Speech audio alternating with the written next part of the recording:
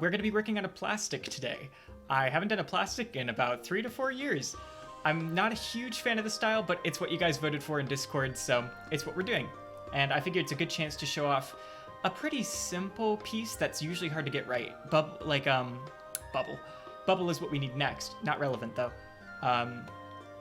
Plastics tend to be, because they have such an interesting, often very messy interior, like you'll see once we get into it why that is.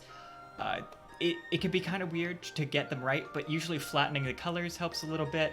And just in general, messing around until you find a good shape tends to be just the way to go. Yeah.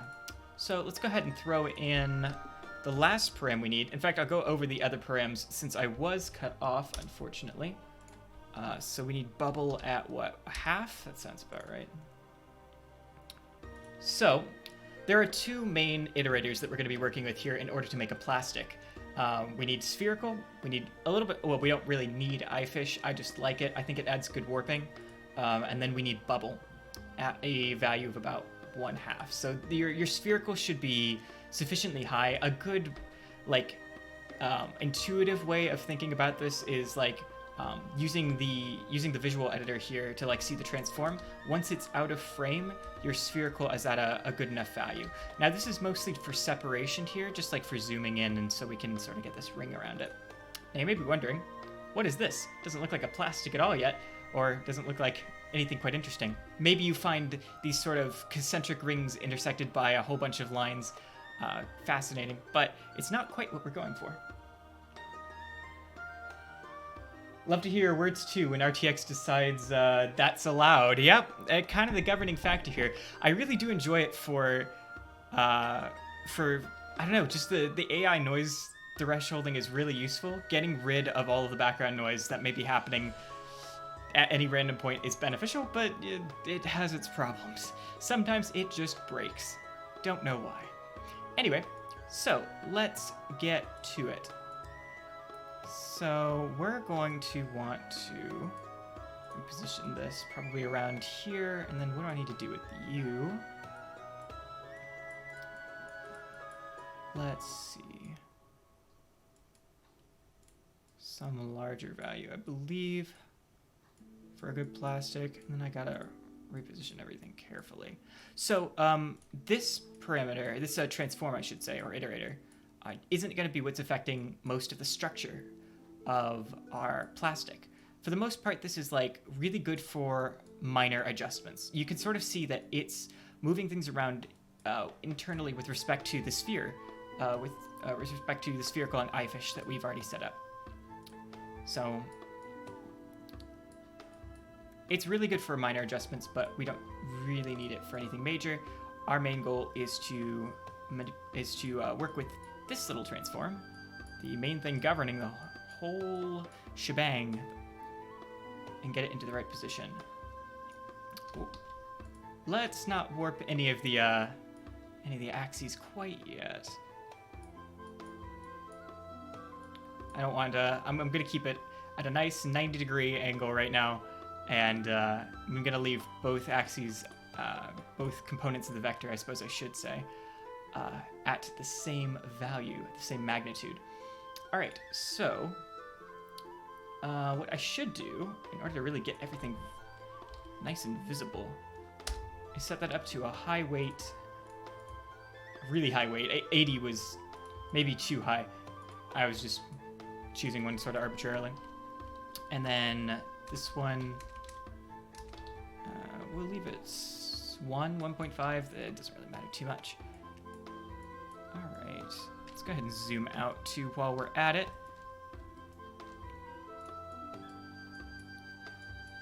Try to get this into a nice position.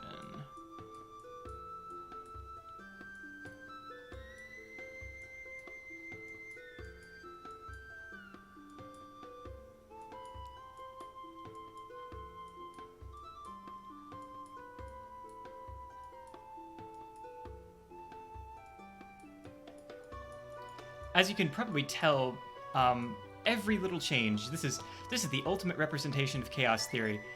Small changes in starting condition lead to like massive changes massively unpredictable changes down the line. And I feel like that aspect is highly reflected in plastics.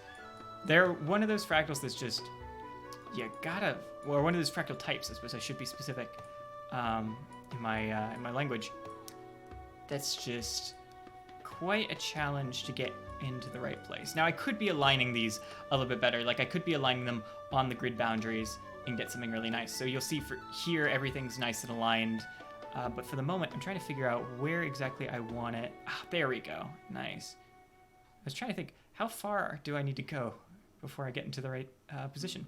The answer was decently far, but I wasn't quite over on the right x-axis, on the x-axis enough.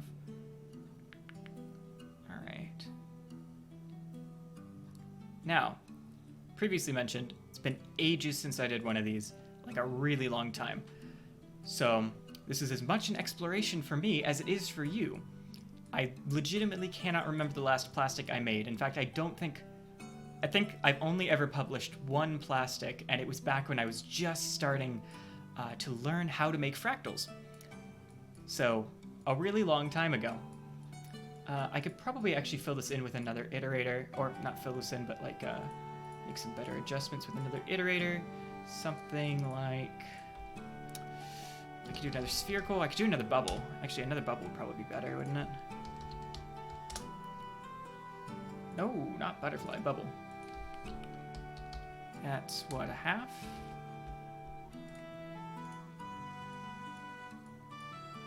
That should get us some better texturing, at least. So, the origin of the name plastic, if I remember properly, mostly has to do with the texture of the fractal that's generated. It tends to have a very, well, plasticky quality. You can sort of see, like, echoes of that here. Like, you've got this sort of smooth gradient, you've got this sort of overlapping waves of, I don't know, plastickiness. I'm pretty sure that's where the name comes from, if I'm not mistaken. Just like texturing of the fractal, but I could be mistaken. Again, not a style I work with very often. All right. Also, do let me know if the music's too loud. I think I turned it down a little bit from last time because I went back and checked the video and it was just a tad too loud, at least for my taste. Let's go ahead and save this. I was working on a plastic experiment earlier, so we're gonna work, so we're gonna name this one plastic experiment. Made sure to go over fundamentals of plastic fractals before doing this, just in case something went horribly wrong. If you used hemisphere instead of bubble, there would be less overlaps. That's true. I do kind of like the texturing in this case, though. Kind of looks like an oscilloscope trace. It does kind of look like an oscilloscope trace. Lisa patterns are really easy to generate in Chaotica and stuff. Even more so if you use the transform named Lisa. Okay. I'm actually curious to take a look at hemisphere versus spherical here. Or hemisphere instead of bubble. No, sorry. We do in fact still need spherical. If we used hemisphere instead of bubble. So, if I remember properly... I see. I see what you mean. Yeah. There is less overlap there. I do, however, kind of like how bubble fills in stuff. Like, this texturing isn't bad, at least not for the moment, given the style of fractal. But definitely we should consider that for the future. If I decide I don't really like the texturing too much, we can go ahead and make that adjustment. Good tip, though. All right, so now we begin experimenting a little bit. So we've got our sort of basic, really simple plastic here. The question is, what do we want to do with it? And that's a great question. I've sort of shown, here's how you get started, and now we get to do the fun part for the rest of our stream, really, which is, let's figure out how to make this a really cool piece. And I'd love to say, off the bat, that I know how to do this. except I haven't worked with plastics in ages. So, we might switch over to the experiment I was working on earlier if that turns out to be something I ended up, something that I think would work better for being on stream. Otherwise, we'll just continue with this one. See what transforms might be interesting to throw in. I don't want to get caught up in details right now, and that's what I'm about to do if I'm not careful. So. I wonder where we can align this well. Probably. There's fine. We can leave it as is for the moment. Alright. Let's go ahead and throw in a new iterator. Why not add crackle? Why not add stars? Because this wouldn't be a Thought Weaver piece if I didn't, would it? Probably need a post-transform to position the stars properly, but let's see, we need this at 1, we need to cell size at, what, 0.5? That's probably okay. The scaling, throw that down to 0, thank you very much. Alright, and the distortion we'll throw up to a...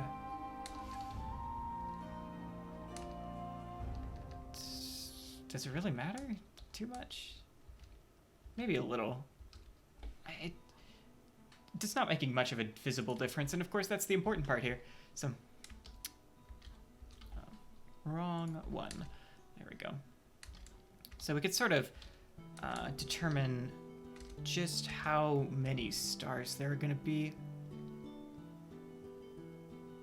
They're very good detailings along the edges if we don't use distortion. So like we get cool little details that sort of follow in there, but nah, who wants that? Not me.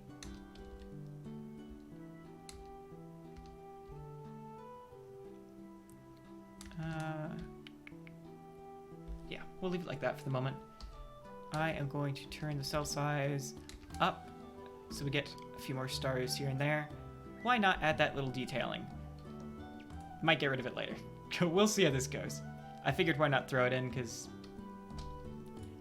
I like stars. I like that detail. Works well.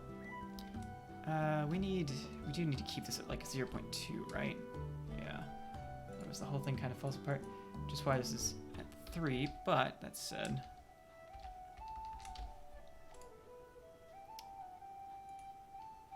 Alright.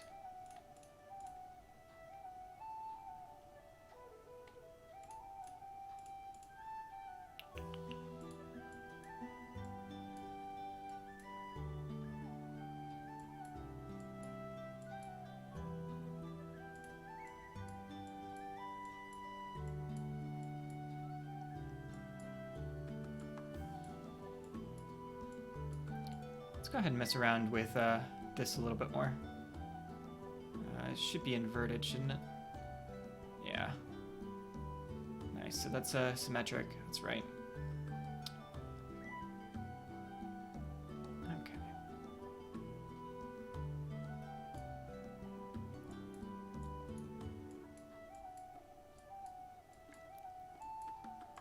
Yeah, this is one of those things where you have to be really careful.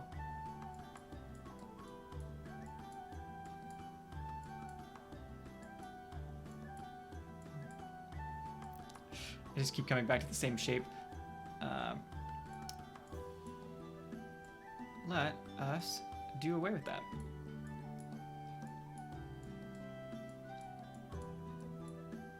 Try something different for the moment.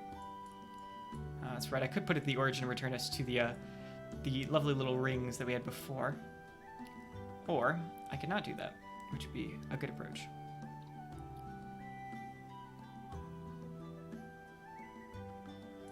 We can get something slightly similar, though. And then... You know what? Yeah. Now that I'm looking at it, I think hemisphere would be better.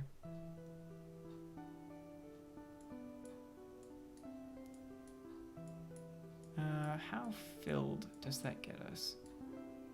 Not very, but we can align it at the origin, right? Yeah. What if I filled it in with recursion?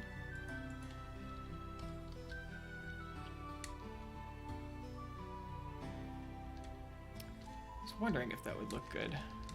The answer is no, not really. I could do a pre-Gaussian though. That might be better. Let's see. Let's show pre-transforms. Yeah, there we go. I'm just not sure how much. I do kind of want it to be soft, so pre-Gaussian is going to help out with that. Any pre-blur would. Actually, any pre-blur. Say that 10 times quickly. So why not assign blur? I wonder how well that would fill. Slightly better at lower values. I imagine putting this onto a higher power doesn't actually have nearly as much visible effect as I thought it would. Okay. It's kind of subtle. I know that kind of gets rid of the inner details, but not completely. Plus, we can turn this up to a higher value and still keep them in place. We'll keep it on 3 for the moment. All right. So let's go ahead and save this. We've got some nice boundaries. We've got it filling in the way I was hoping it would. Pre-blurs help with that greatly. So colors are going to be a big part of this piece. We'll see where that goes.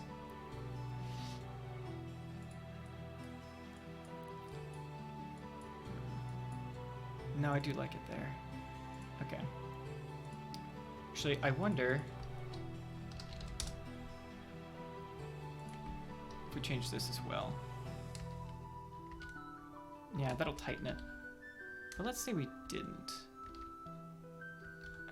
No, we need it like 1/2-ish. I think 1/2 is exactly at the boundary, if I'm not mistaken.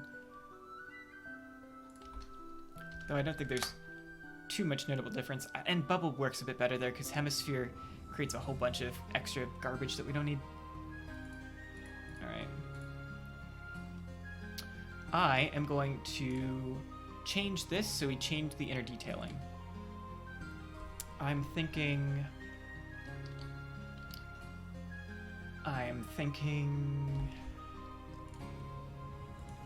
let's warp that in a cool way. See if we can get some cool inner details. Hyperbolic, you say? That's a strange choice. I was kind of hoping it would give us some interesting detailing if I had the right value. And that isn't bad. This is about what you'd expect from a bubble fractal. Or not from a bubble, from a plastic.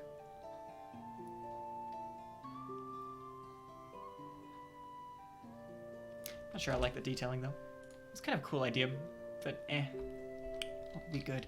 What if I turned it into Koth spiral, or added in a Koth spiral? If I... Okay, I'd need to turn it up really high, wouldn't I, in order to see anything? Yeah. I was kind of hoping the detailing would be a little bit more subtle, but I suppose it really isn't at the moment. Let's go ahead and go to that for the moment. I could throw in... I could go ahead and throw in a post define for this bubble, actually. And we could position it a little bit better. Add a post define, thank you very much. Normally I'd only worry about rotating it with a post define if it were like, if say I was using like cross or noise in order to generate stars. Here's a fun trick, actually, I probably should mention. Let's go ahead and change this quickly. I wonder if we'll be able to see it. Considering the fractal setup, maybe not. What? No. Pretty sure I typed in noise, but you do you. Alright, so good example of a usage of a post define. So this post define here is acting separately from the affine itself. Well, not separately, but like in tandem with the affine itself. So if we go ahead and rotate it by 45 degrees, and say, what is that, 135? You'll notice that the noise that we just generated is also rotating. Like, this is a really good way to reposition, readjust, that sort of thing. So transforming it this way is really good for just making sure your details are in the right place, the way you want them. We don't actually really need it at the moment, so I should probably just realign it.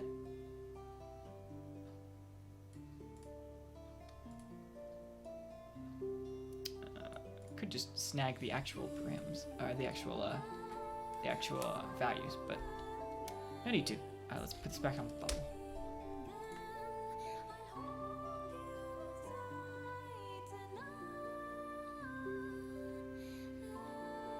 You could potentially fill it with just about anything you wanted if you did containers. Yeah, off the top of my head, I don't, though. It's not something that I often need for the stat that I do. Most of the time I do linear Foci Nebula, so often not super necessary. So I don't have it memorized off the top of my head. Should I know the math? Arguably, yes. Do I? No. I'd have to look it up again, because it's been a decent while.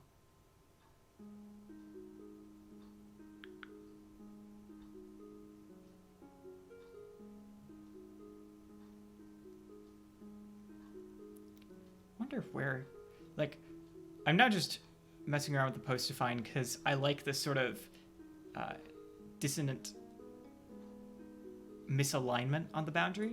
It's kind of a cool effect.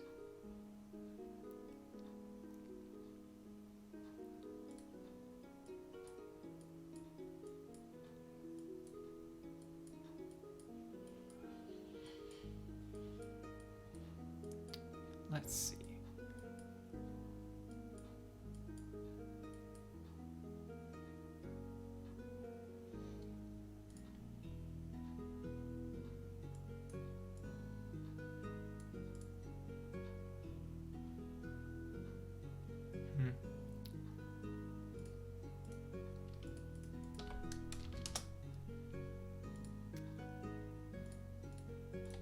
I'm gonna put this back on bubble. It's a little bit noisier, but we can just turn the sign blur value to something different if we don't like it. See if we can get some nice fills.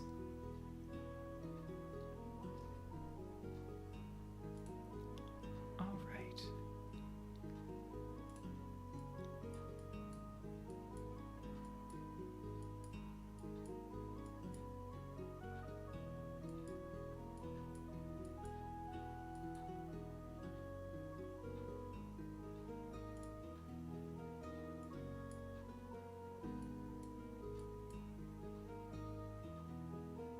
Okay, that wasn't quite what I meant to do, but it's what ended up happening. And it worked a lot better than what I was going for. So, welcome to the process, ladies and gentlemen. Well, now I do want the alignment back, don't I? Went ahead and misaligned the post of fine. Can I get rid of the post of fine? Doesn't that reset it? Yeah, it does. Nice. I was like, I didn't remember whether or not that just hides it. I was pretty sure it got rid of it. All right.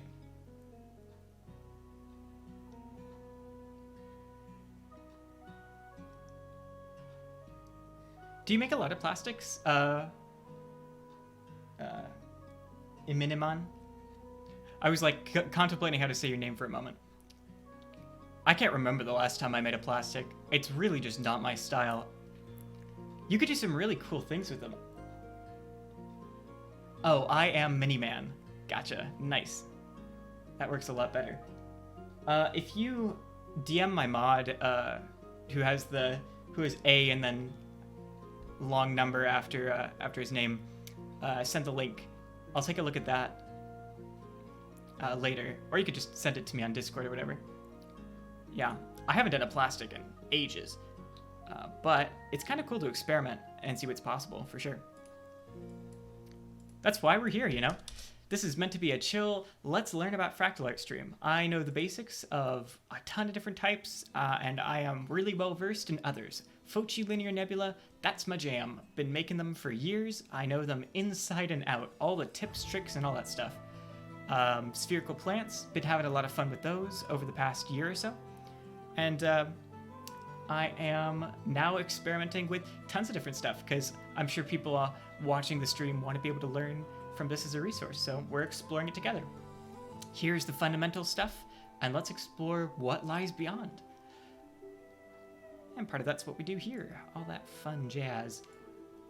I may want to misalign them now, or change up exactly what they're doing. Okay. Now we get into the cool stuff. Oh gosh, I know what the next thing I need to do is. I used to love making gnarls. I used to make them all the time, and I haven't made one in quite a while.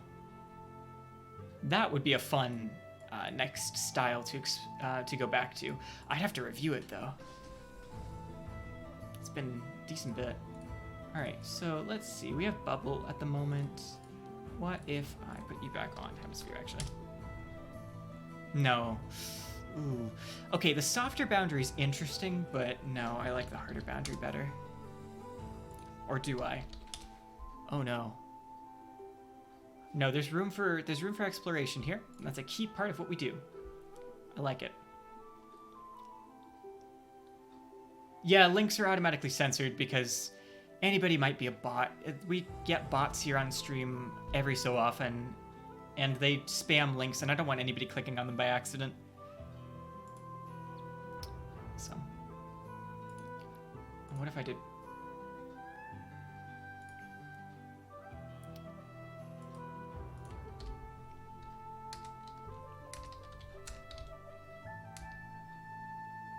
So, I'm thinking about like internal textures here.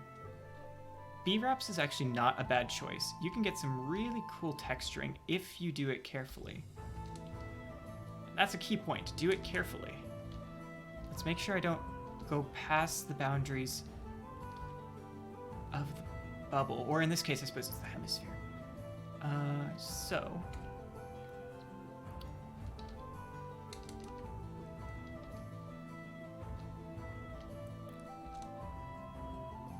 we can get some really cool texturing if we do this.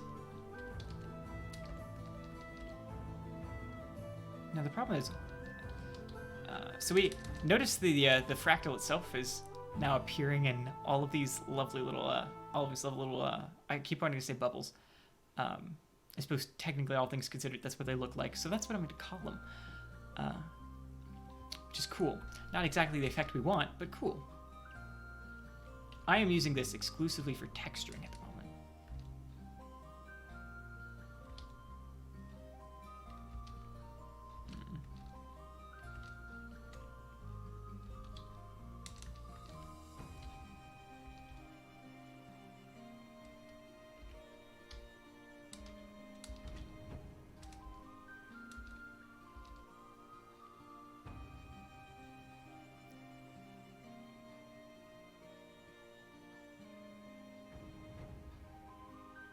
I'm not completely sold on it. Because the pattern fall off doesn't really look that cool.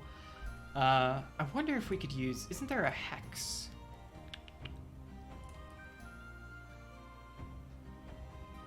Perfect comedic timing by Streamlabs. Excellent. I love it when my bot does things well. I think there's like a hex, Rand Hex Trouche. Hex Trouche, that would be an interesting choice. Ooh, talk about cool filling. That'd do it. Again, aligning on the boundary is key.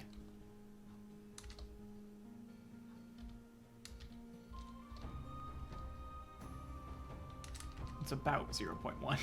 I should have just kept it there.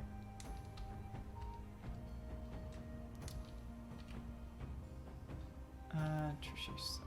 Oh, ooh, we could do that. We could make it larger. It is diamond shaped though. That's not exactly ideal. I mean, it's cool if you like. I mean, it depends on whether or not I actually want to like fill it perfectly or not, which is a big question.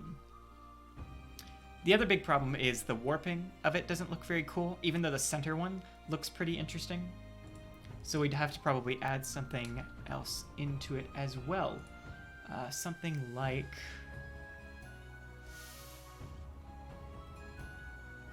what would be good here? Let's turn this down really low.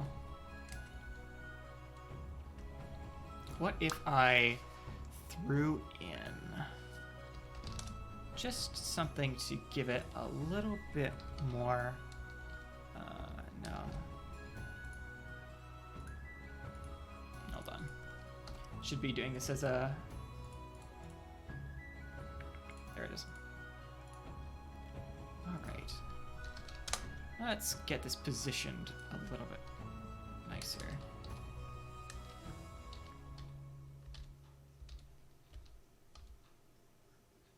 Okay. I was kind of hoping that warping effect would be a little bit larger, or I could literally just put it into spherical. And then we'd fill in nicely. Again, not sold on Truchet, actually. I was kind of thinking, oh, this might be cool. I'm not really convinced that's the case, though. I do like this sort of like edge effect, though. That said, I don't think Truchet is the way to go. What's a good choice? What's a good detailing choice? What is a good detailing choice? Why don't we browse and take a look at our options? Waves. I don't know if waves would look good.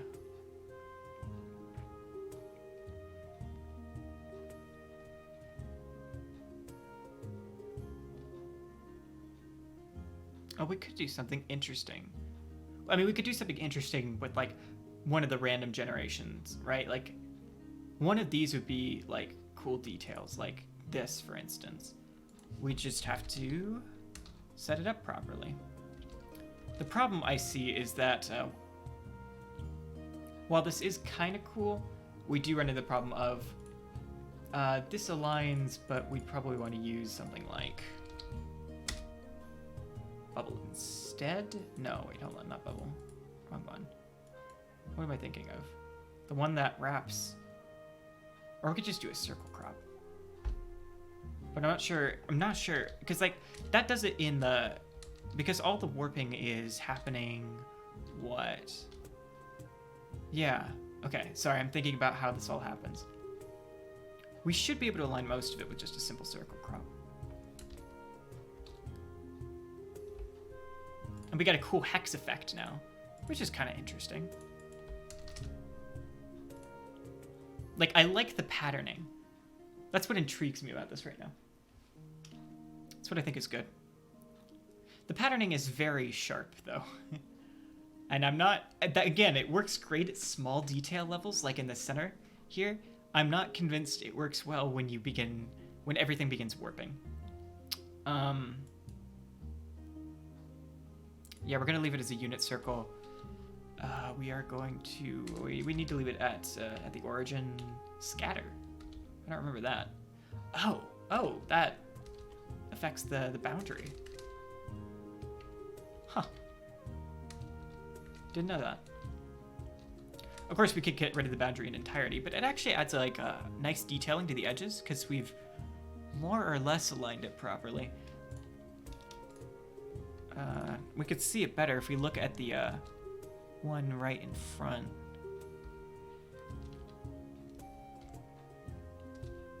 I love tweaking the right significant figure to get it perfectly aligned at the boundary.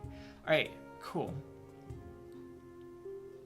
I'm not sold on it, again, because it's so sharp, but it's kind of a cool effect. I do think it looks really interesting, like here. I'm just... We'll work with it. We'll think about it. We'll see where this goes. All right. Disco ball. Yeah, sort of. We'll don't need to save yet. We haven't done anything really worthy of being saved. Not quite. Alright, so...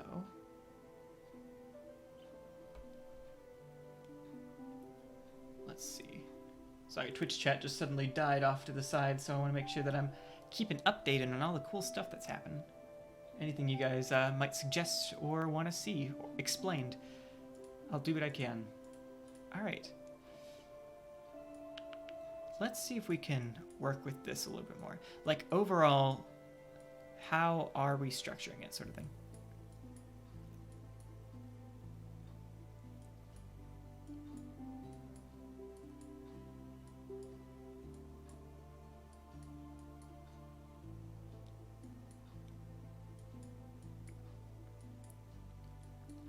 There are so many options here. We could align it internally and then get these cool lines, which I kind of like. Or we could do it externally and get it more filled in. We're going to roll with this for a little bit. Per usual, the method of let's save it and come back to it later if we need to. All right, so got my little timer, making sure I'm keeping on track. Okay.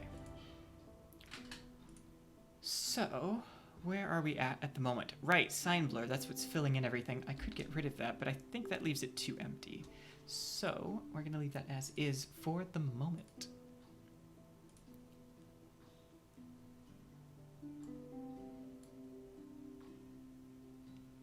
We could, of course, modify the hex rand itself. We didn't do too much with those parameters.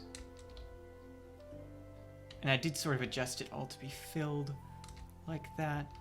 Ah, that would blur it natively because everything begins to overlap. I do kind of like the look of that better than it not overlapping. So we could get... okay, let's see. We want just enough detailing. Ah, density of the packing, nice. I can modify that too.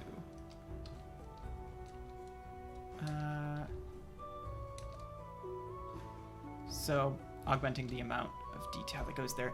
I think it's best to just leave that at 1. Let's do, like, maximum density. No, I won't save yet.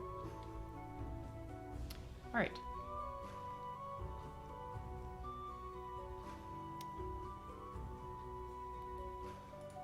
Okay, so we still do have the eyefish doing a decent bit of work for us here.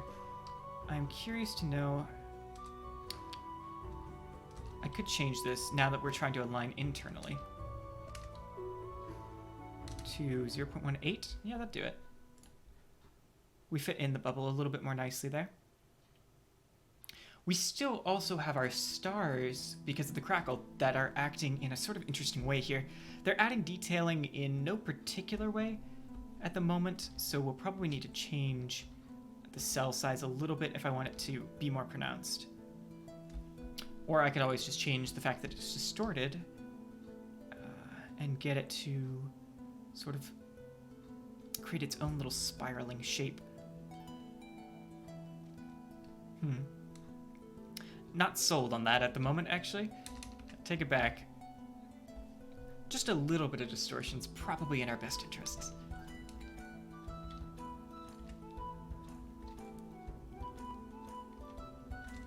Figuring out the right cell size is also pretty important because we've already got the detail from the hexagons sort of working in our lovely little plastic here in order to create some internal detailing in the bubbles. This crackle here is adding in stars everywhere to the entire piece. So we're creating a whole bunch of like additional detail points, just tiny little flecks of stuff. And I wonder if it would be better if I just threw in a polar.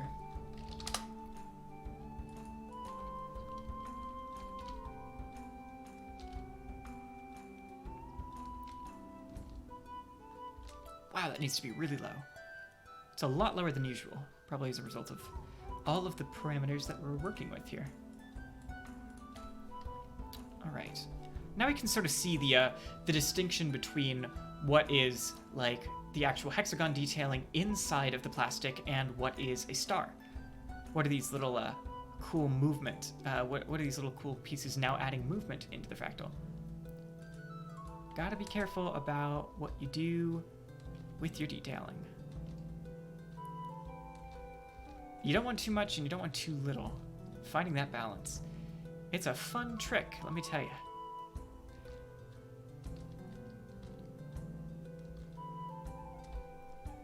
Alright, so...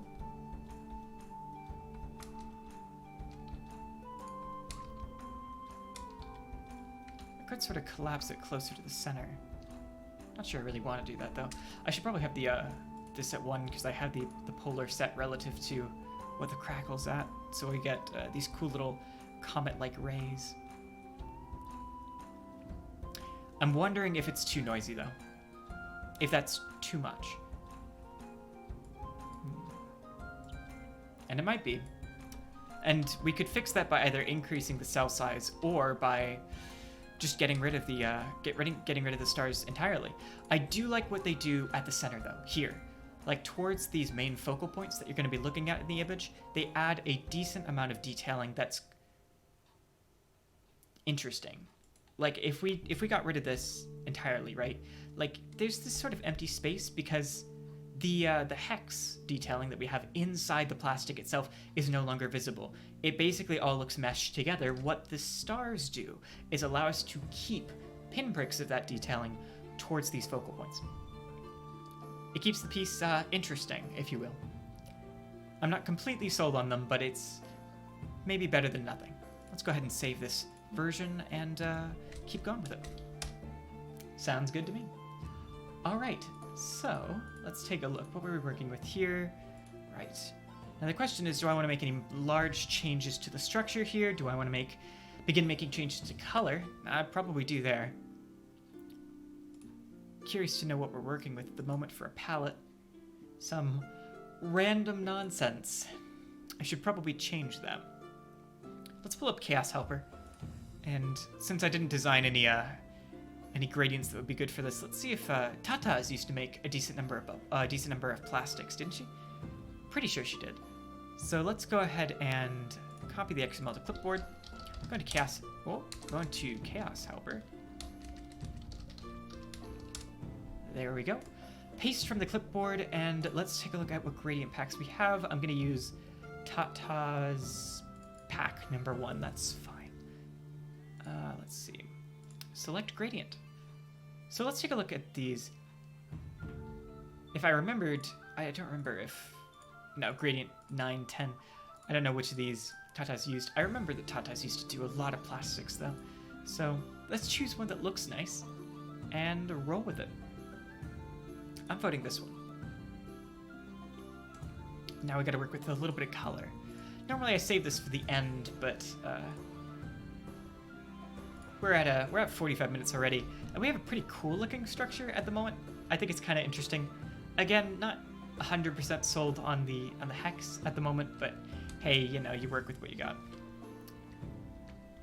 I probably needed to keep the palette up, didn't I? Yeah, Chaos Helper. Let's go ahead and open Tata's select gradient.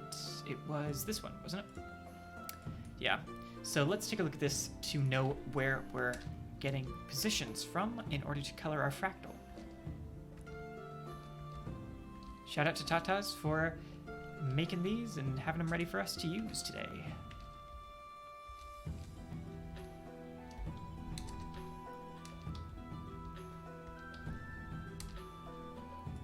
We can sort of all color these differently. We can change the blend speed to be a bit lower or higher, depending on what we want things colored as.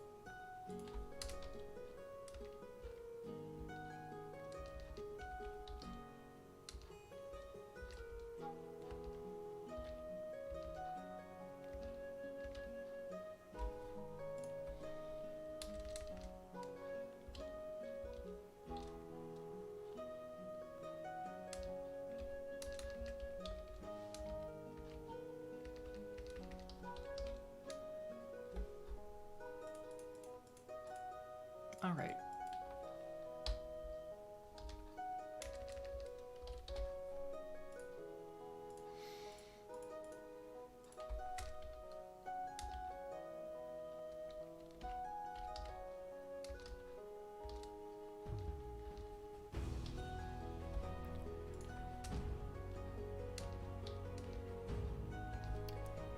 This might be one of those cases where I really just need to take this one step at a time.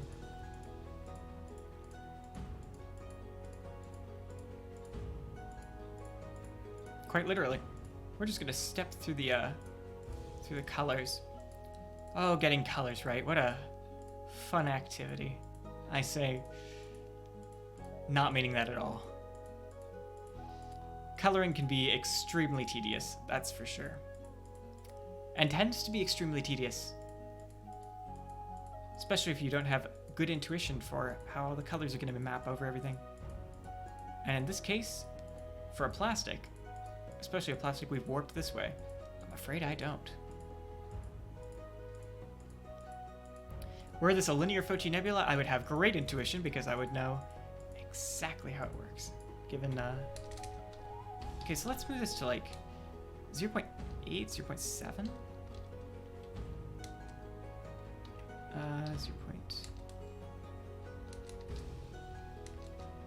Yeah, let's keep this up high. Let's go ahead and go here. This will change mostly the center. We can sort of change that color a little bit.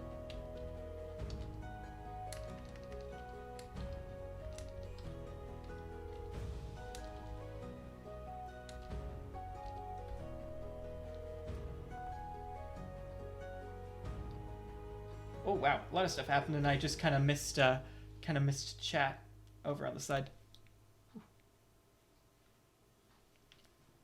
Let's see.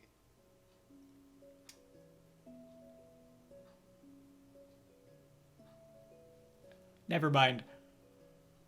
I could see you guys are having an interesting time discussing various fractal ideas.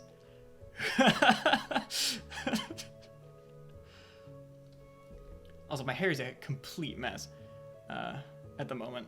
I was trying to sort of get it to cooperate, and it just has not been. This has been a theme on the past couple of streams. I was tempted to just fold it off all to the side. Hey Logan, I have an idea for your next fractal project. No. No, I refuse.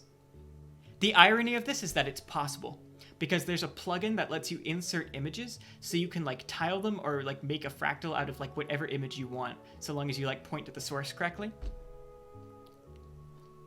And I absolutely refuse, thank you very much.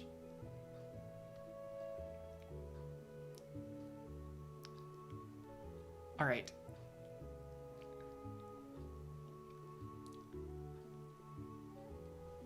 We're not doing it. Let me make myself very clear. But on the topic of things that I may or may not do on stream, I've decided to like set a long-term goal. If I can reach 50 subscribers here on Twitch, I will do a live singing stream here on Twitch per a few of your requests. That's when I'll do the singing stream on Twitch. Once we hit that goal, and we'll see if we ever do, considering I am doing this as a hobby and have not actively marketed it to most people. There's my ultimatum, if you will. My deal that I present to you.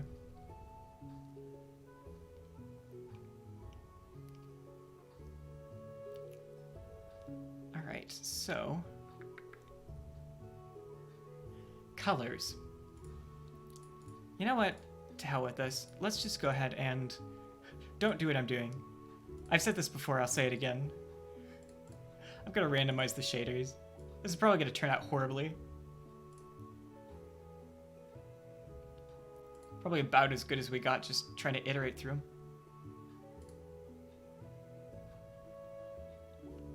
But I'm not sure what I want for colors. You know, the irony is in Apophysis, or no, in J Wildfire, you can condense the repetition of the palette, which is a super useful way of like getting the gradient to be like getting more colors filled in everywhere in the fractal. Like you can just basically repeat the gradient several times in its normal like span. So you can fill in a lot more, a lot better. But we don't have that option here in Chaotica. One of these days, I mean, it's already in a .chaos, so I can't exactly... I should have written a converter for this years ago, but I didn't. Let's go with this one for now. I don't even know why I'm worrying about color at the moment. It's not important. We haven't even finished, like, main structure yet. Selectors probably aren't going to do anything, are they? No. I think you could do it with blend speed greater than 1. Is that how you do it? But don't you have to set... There's no... It's not like... You can't set that, like, universally, right? Like, you have to do that per iterator. The thing in J Wildfire is it lets you do it for, like, the entire gradient. So it, like, maps to all of the iterators that you're doing, which is what makes it really useful.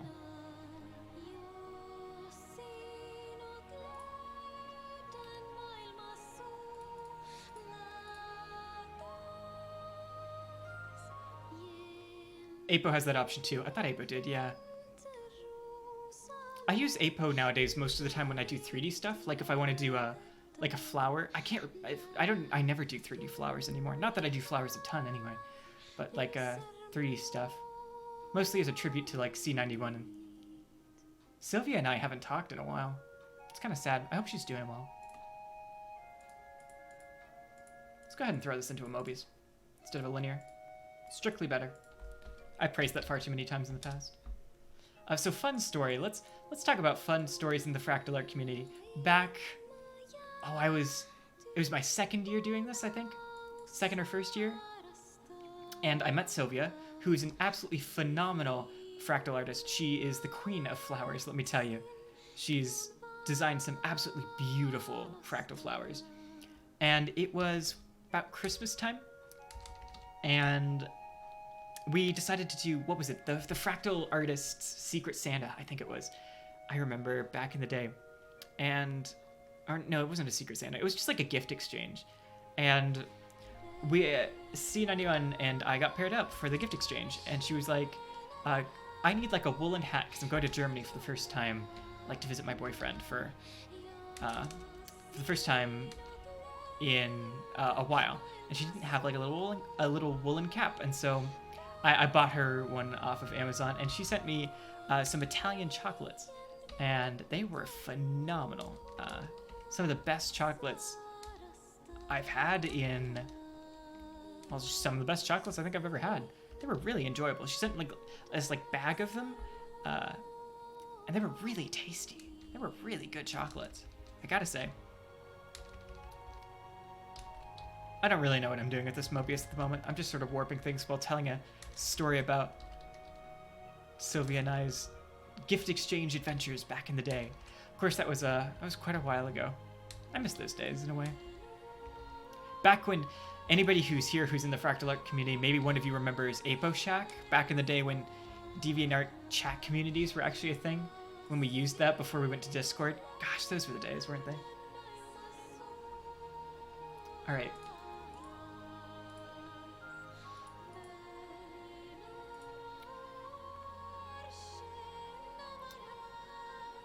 Boy, we really need to figure out colors for this, don't we? Colors right now are atrocious. The colors are just absolutely terrible. I despise this entirely. What I should be doing is actually modifying this more carefully by hand. We could fill it in as 0.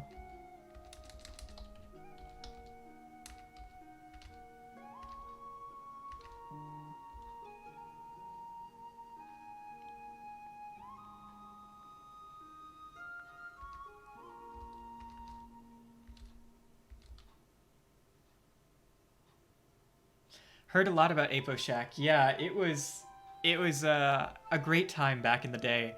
It was like, I think it was a Flash-powered chat room. So that tells you how old like things really were. Back in the good old days. It was a lot of fun.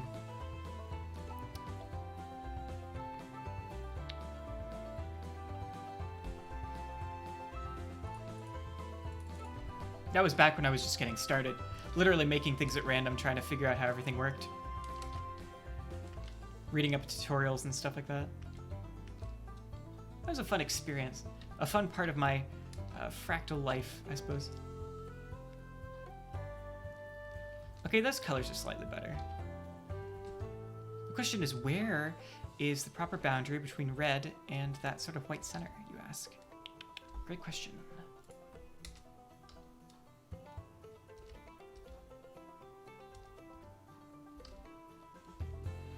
I love how finicky this palette is getting. It's okay.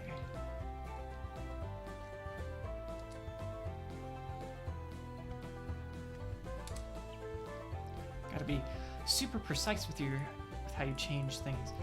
Okay. So we could sort of fill these in with red as well.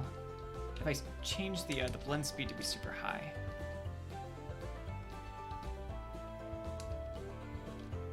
Or I could just do it on the exterior. I think this is what's controlling the white at the moment. I'm not sure I really like this though.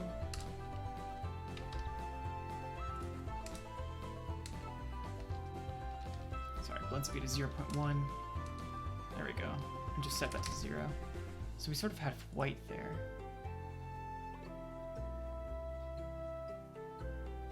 I think we're going to change the blend speed of the sign blur. The blend speed, the sign blur itself is stuck here in a pre-transform at the moment. And as far as I know, so I could modify this a little bit more. But I think the main thing I want to balance is we sort of have this nice red internal part. And the question is, what do I want to do? So like, sure, I could modify like the sign blur here, like this color. But I like it, I kind of like the it being white to offset the red. That's like a nice color combo. Now the question really becomes, what do I want the hex tiles to be, right? Hex tiles. I don't know, they're just hexagons. I guess it is sort of a hexagon packing. The question is, what color should these be? Because right now they're both white, which isn't ideal.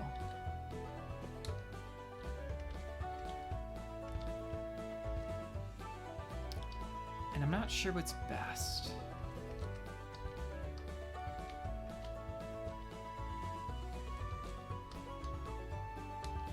I'm almost tempted to get rid of the sign blur entirely, actually, because right now the biggest problem with the sign blur is that it's, I don't know, it's getting rid of like some of the background, which was fine before with the original thing we were working with, but I'm not sure it's necessarily what we want right now.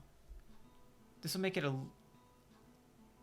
little bit emptier, but we should be able to fix that with proper background color. Like, it's fine if it's empty. We just gotta find the right color.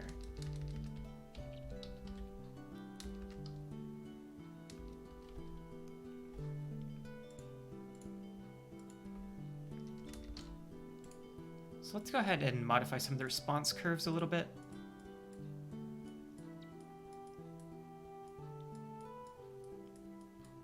Trying to figure out where exactly we should have these colors.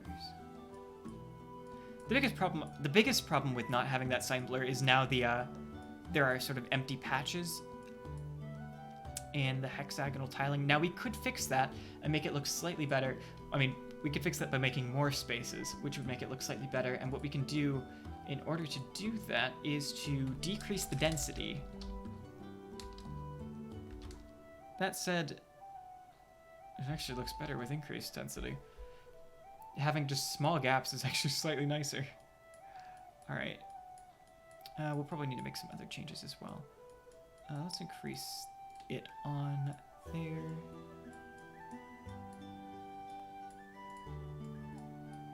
Probably don't want to mess with green too much because it's not actually super prominent in this piece. Whereas we want to tweak red a little bit more.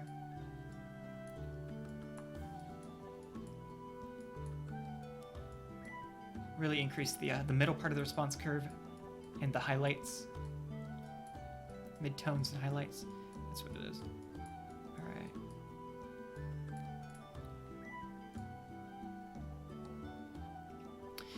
Yeah, again, we have like a lot of detailing here, and I'm not sure how much I like that. Plastic experiment.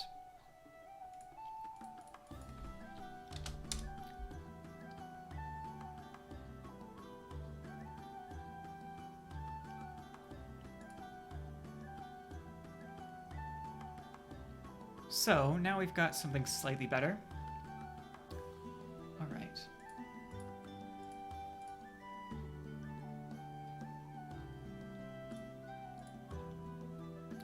Our circle crop is posing a few problems for us at the moment, though. Align that at 1/2, now that we're no longer doing the other stuff.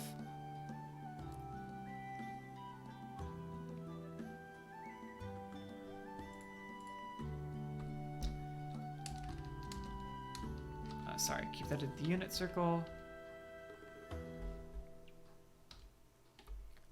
Do we want to get rid of that or not? Oh, definitely not. No, the boundary is much nicer if we keep it there. Okay.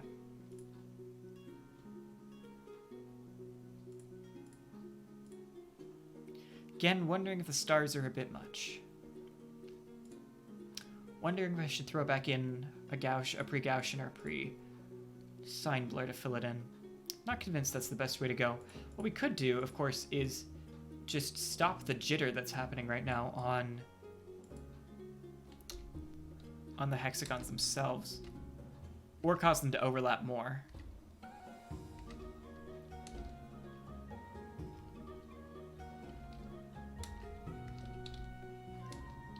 So we can fix the overlap problem by one of two methods. Either we can increase the size and the way they overlap with each other that way, or we could change the power of the hexagonal tiling, and that will fill it in.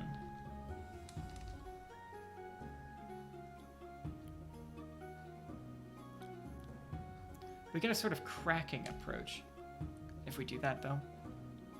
Not sure I like that.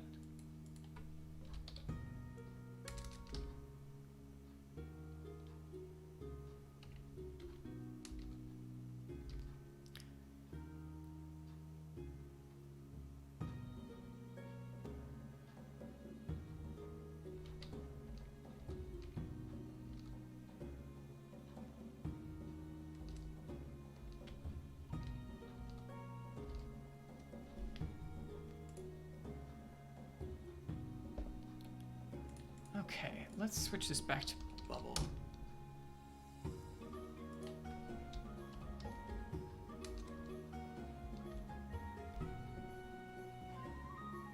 We need that aligned at 1/2.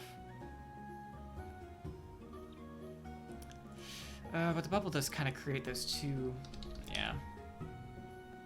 At least they sort of look like they're part of the boundary if we do it with hemisphere.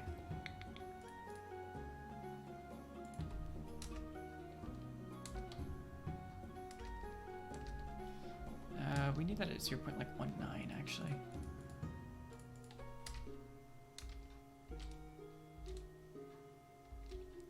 That's gonna rotate it too much, I think. Let's just leave the first iterator aligned as it is for the moment. Don't think we really need to make too many changes. Hey, how you doing, Claire? Welcome to the stream. We're working on a plastic fractal today.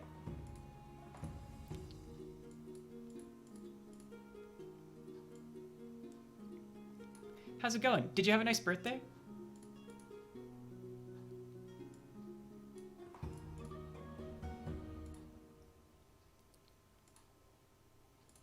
I know that was just recently on the 4th.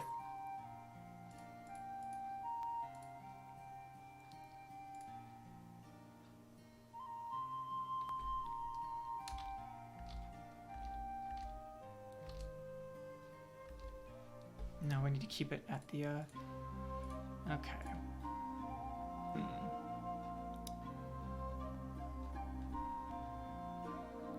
Let's see.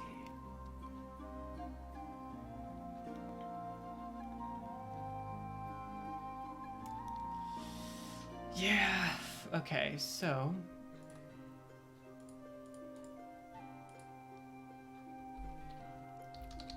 let's throw in a Gaussian. Just something simple and soft. I think it's better than the sign blur in this case. I like the way it aligns better. Yeah, endured a hurricane, but you know.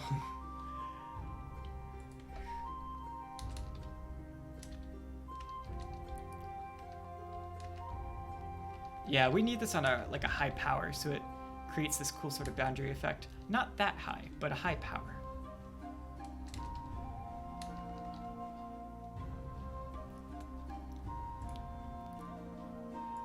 Probably 10 would be good. The higher the power, the more the more the Gaussian trends towards the edges, because of the way the Gaussian begins to expand. I think that's good fill-in. Now the question is, do I want to change the color of the Gaussian? I don't know.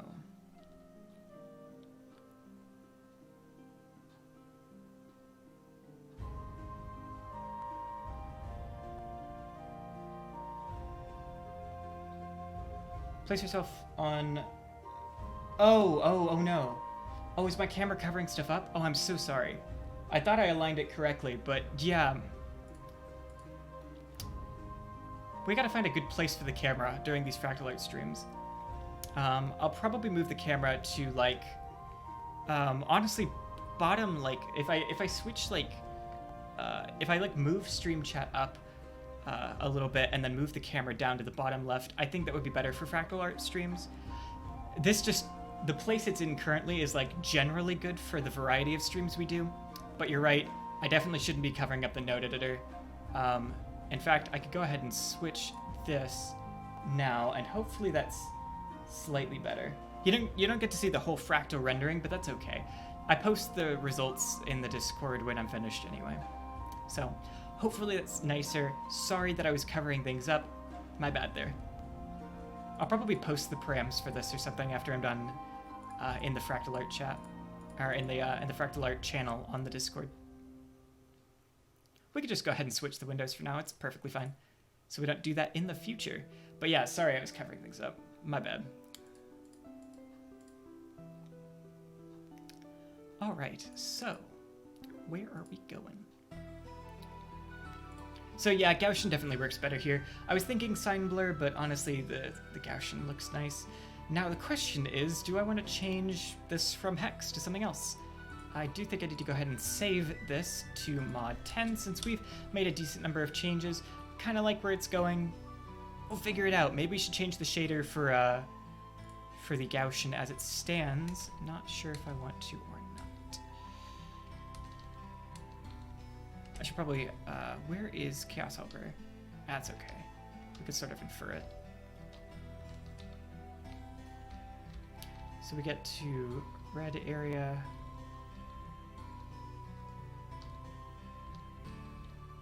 I could always, of course, modify the,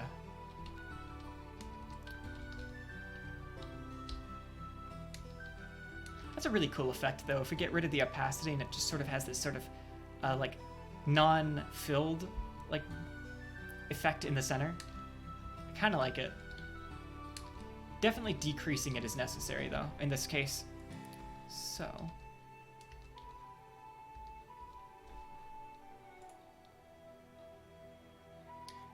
what you planning to do for this year? The rest of the entire year?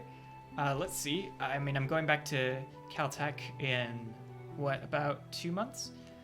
And then senior year starts. Fall term, my current plan is to take a couple of humanities classes. I'm going to be doing a Chinese history class. And then I am going to also be taking a history of classical Hollywood film, looking at the themes of emerging movie media. And then I'm also taking a networking class focused on fun things like, cubic flow algorithms and stuff like that. You know, ways networks are routed. And it's a lot of graph theory, a lot of algorithmic design, but it should be fun. I'm looking forward to it. There are not a lot of CS classes fall term, so that's kind of all I got to roll with at the moment. It's the only one I haven't really taken that's given fall term, except for data compression algorithms, and that's not fun. That's not fun at all. Let's see, what else is happening? I also need to complete some technical presentation requirements, And then I also need to finish my... I'm also taking pottery because I need some elective. I haven't taken any, like, of the random electives yet, so senior year is going to be an interesting time, that's for sure. But then I'm taking, like, quantum mechanics second term, so... Because I said, why not? You know? Because it's good to know more quantum mechanics than I do now, which isn't a ton. I know a decent bit of quantum, like, oh, not a decent bit. I know a bit about quantum computing, having done some practical simulations with it in Q#, but let's do the physics part of it a little bit more. And I'm sure I'll die because physics is the bane of my existence. Remainder of the year, I don't know, that's about it for the most part. I'm staying here in Virginia because there's not much reason to go back to Caltech. It's going to be limited open. It's going to be a very limited open session to anybody who wants to come back anyway. And in addition to that limitation, like, I think only a few of the classes are going to be in person. It's all going to be remote anyway. There's limited social grouping. I'm in charge of planning most of that. We're going to have pod models which are going to be like small groups that you can interact with, small groups that you're guaranteed to interact with physically, and therefore are supposed to be a sort of closed system.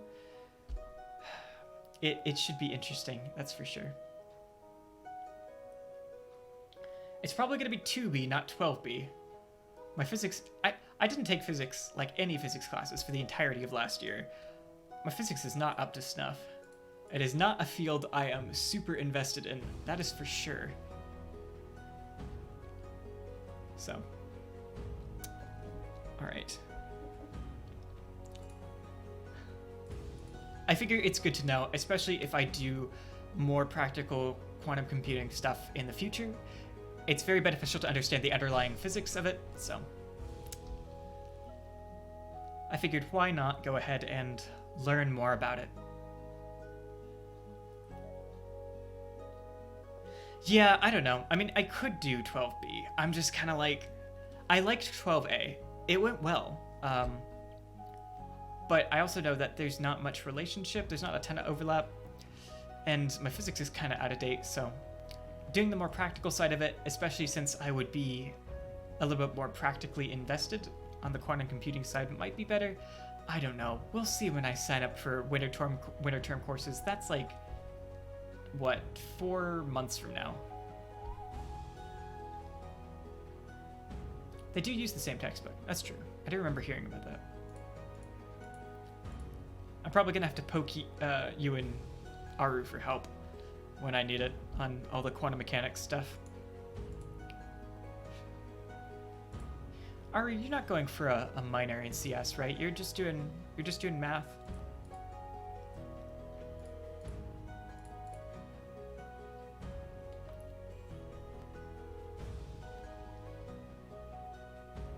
Ah, right, Griffiths. That's one of the better textbooks, right? I remember Aru was complaining at some point in the past about, what was it, Shankar? I think it was? Or maybe that was a good one. I don't remember. All I remember is that I hate Dominant Foot. God, what a terrible abstract algebra textbook. Like, honestly, it's way more dense than it needs to be. Ooh, oh, we could get some silly warping there if we do that. Not sure I like it, though.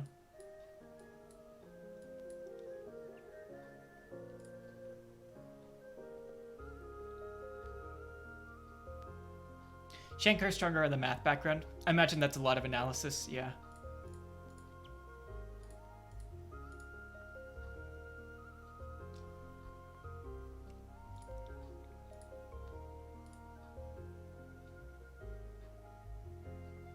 Linear algebra all the way, really? Okay, that's a little bit surprising. Well, in that case, I'm super excited. Linear algebra is my jam, man.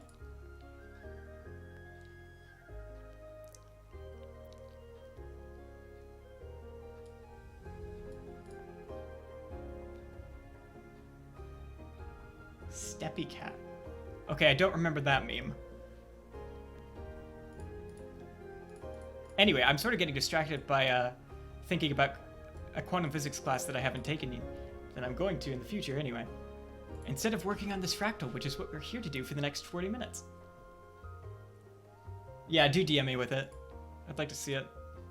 Oh wait, do I have Telegram still on? Might pop up. Let's turn that off stream for a moment. I keep forgetting to do that. Just in time, too. Alright. So, where are we going with this? It's kind of cool where it is. The white on white, though.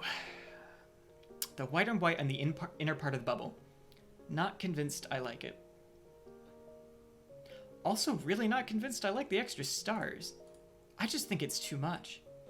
It might be too much detailing. I could add a post-transform and position the stars a little bit better. That's certainly an option. But I'm not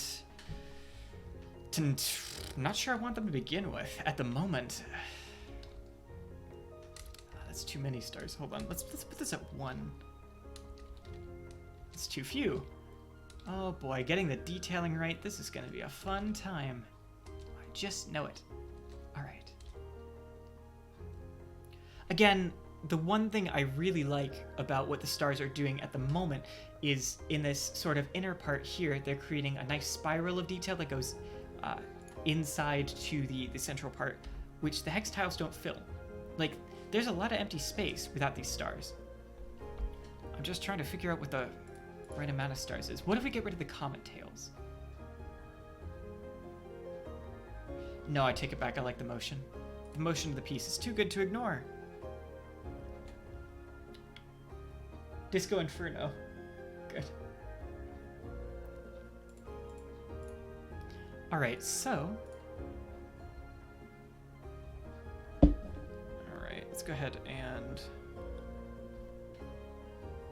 What is next? Where do we want to go next with this piece? Honest question. I could begin tweaking it. I do have everything turned on, right? Yeah. Good. I could begin modifying the actual selectors themselves. See if we get some cooler effects if we do that.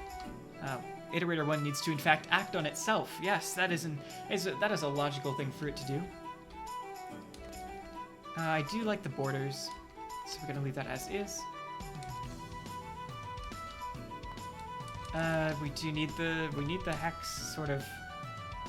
Maybe actually 0.5 is a good one for it. How much do we want the stars?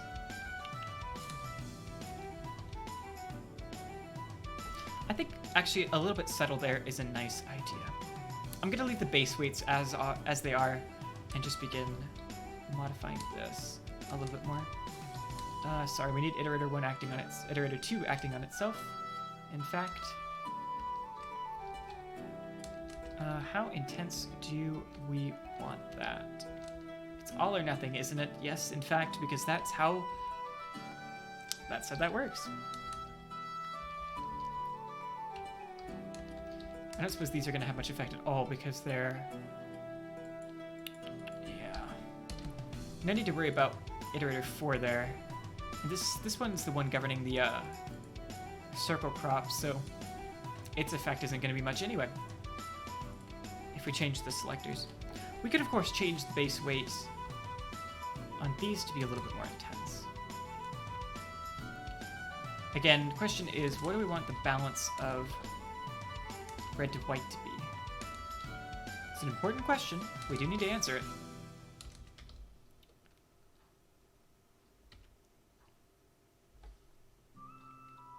Alright, so. No, we want that at maximum. I think we really need those boundaries to make it look cool.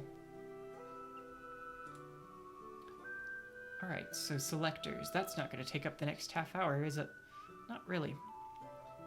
White on white, do I want to change the color of the blur? Yes, and also no. Because the white bubbles themselves are kind of nice. A decent contrast to the red. I'm not a huge fan of the colors overall, if I'm being honest. If I change the blend speed up to something really, really high.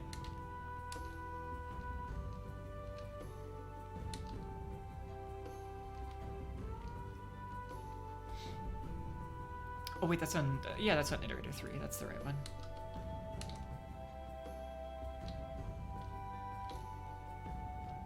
We could get some cool sort of slightly inverted effects.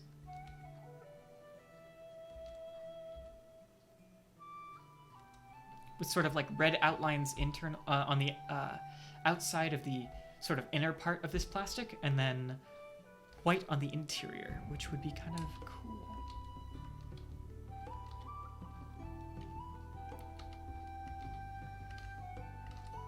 Let's turn up the blend speed really high. Or actually not that high. We don't want that purple to really come into play too much. Yep. Alright, so don't need to worry about the stars. Who cares about what they're shaded at the moment?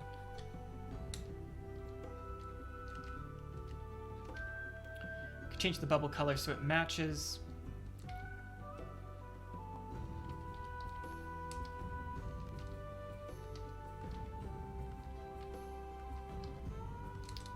Sorry. Thought I had a decimal place there and I didn't.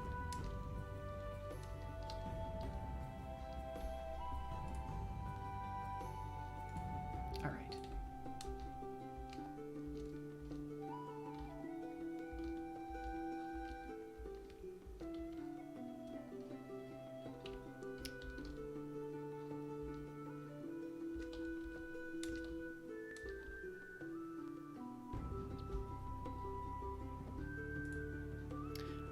I accidentally added a new iterator, anticipating the file save option would be there, because that's normally where I keep it. Because I have these windows switched most of the time. Alright, so let's take a look. So this is sort of an interesting design we have going on here. Again, I'm kind of tempted to just get rid of the hex tiles in entirety and replace them with some sort of different internal detailing. I think that might be more interesting, so let's go through and in this last half an hour, experiment with other options. Say, a Julian, because why not? I think we probably want something that's tiled, but maybe not. Maybe we need something a little bit more, I don't know, spicy, I guess.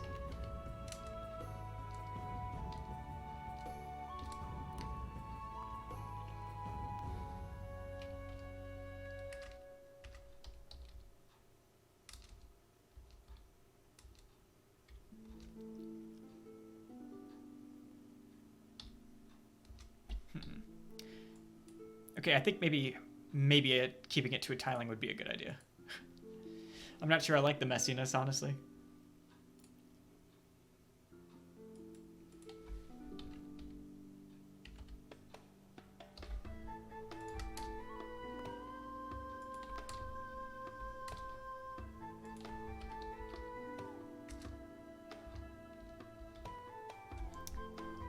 It's not going to tile well at all, is it? No. I say tilings, I mean just like generations, random ones, typically like primitives, which would be useful. Or maybe we can get something cool out of a different transform. We'll see. I'm not convinced. I'm really not convinced any of that's going to do us much good. We really do need something that has a little bit more of a default shape to it, something more fundamental. Say, for instance, I mean, I don't want stars anyway. Who am I kidding? All right, so what is a good shape to use? We could try butterfly. That's pretty well shaped, but again, messy. The thing about a sharp choice would be that we get the nice benefit of Koth spiral. That's pretty sharp, but not super interesting. Sure, we can scale it down. We get something sort of in the middle, but is that fun to look at? No.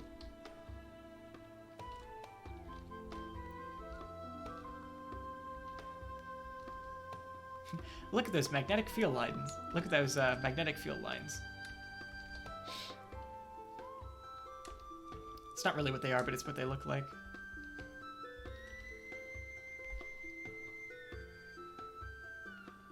No. Red blood cells. Space beans. Virus energies. Interesting. Looks very diseased. In a fun way. I suppose the red and white does sort of give that impression, doesn't it? The sort of two blood cells that we think of constantly. Not really my intention, but nevertheless what seems to have happened. Okay, the hexagons were a really good choice in hindsight. Because I'm not sure what else I'd want. I just want to experiment with some alternatives before we finish up today. You know, really look into the, oh, that's not quite what I meant to do. Look into the other options here. Again, these are all just very messy, though. What can I do to fix that, you ask? I could add in a pre-blur. That's true. Now, that's easy to do. We just need to show pre-transforms, add a new one, and then find our lovely friend, the Gaussian function.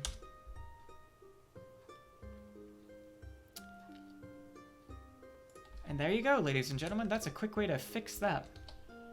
A pro tip. Use Gaussians to solve, use pre-Gaussian to solve all of your problems. Honestly, not a bad idea. Half the time, I swear.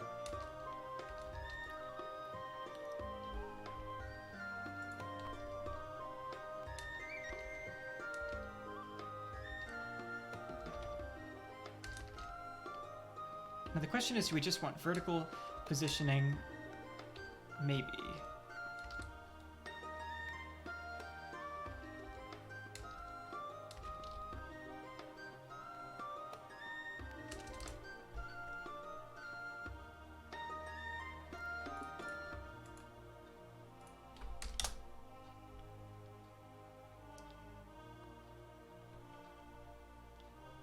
Oh, goody, yes. In fact, we've thrown Tool into it. God, don't talk to me about Tool. So, random fun Logan history fact. Back in high school, I was class president, which also meant designing the prom that I never went to. And that include, for our, what we did it as juniors, right? And so designing our prom involved lots and lots of glitter Tool. So much glitter. My God, it was absolutely horrible. Couldn't get it out of my hair for weeks.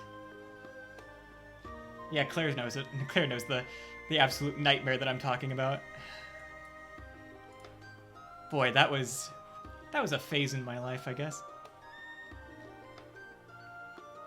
Or just a part of my life, not really a phase, so to speak. So much glitter Tool. Ugh. Let's go ahead and try something else. I suppose none of those are powerful enough, right? Because they're fundamentally linear with some modifications. Don't tell any mathematician I ever said that.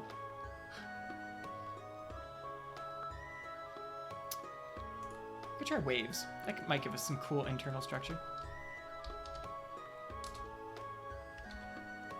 Sort of a crisscross pattern.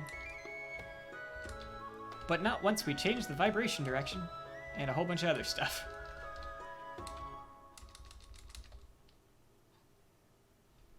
Sweeping piles of glitter. Yeah, that's right. Post-transform 2 before the crop. Yeah, that might be good. I was thinking about maybe whether or not it needed repositioning. I'm just not wholly convinced at the moment. I've been using that phrase a ton today. I'm mostly just interested in the different internal patterns, like those big ones at the moment, like that we can get. Because I'm not sure really what I want. Could just reduce this entirely and then change the vibrational frequency, and we get a cool effect. But then I think the Gaussian is actually pumped up a little bit too much alongside the colors. Okay. Let's change the amplitude to 0.25 is actually okay. We could shift the phase, not that it really matters too much considering considering what we're doing. 1.57 is fine.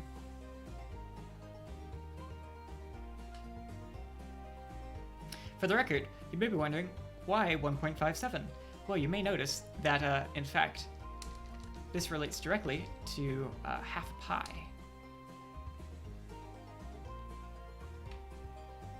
Fun facts, which is why it's by default set this way. So it's at half pi, so we could change it to pi, and then it would be this structure instead of a more wave-like structure.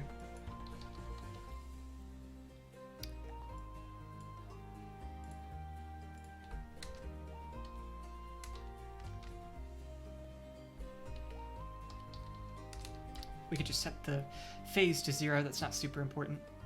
Actually, I'm going to tune down the amplitude a little bit. We could just have like straight lines, and that's fine. But hey, waves are fun. Let's do things with waves, because why not?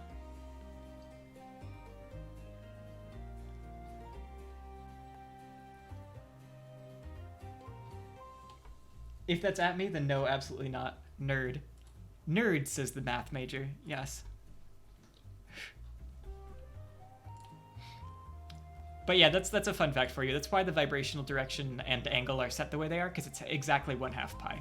Or not exactly, but it's approximately 1/2 pi. Let's go ahead and save this version too. We're just gonna try a whole bunch of different fillings. You know, it's like pie. You gotta try a whole bunch of... We were trying all the different types of pie here. Really just going all out.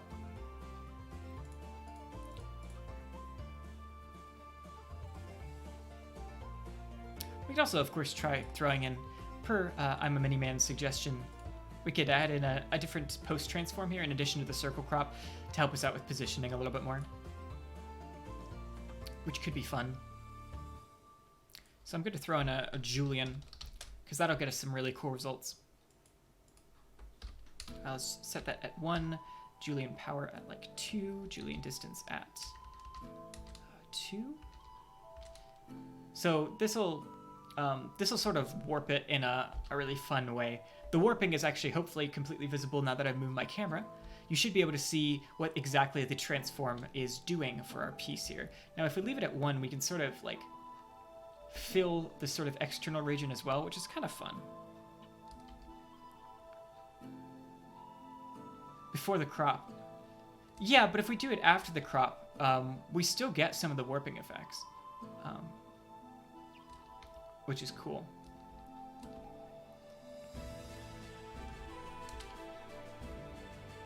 So like we can do things like this and sort of have it collapsed in the center. Which is part of the reason I did it afterwards.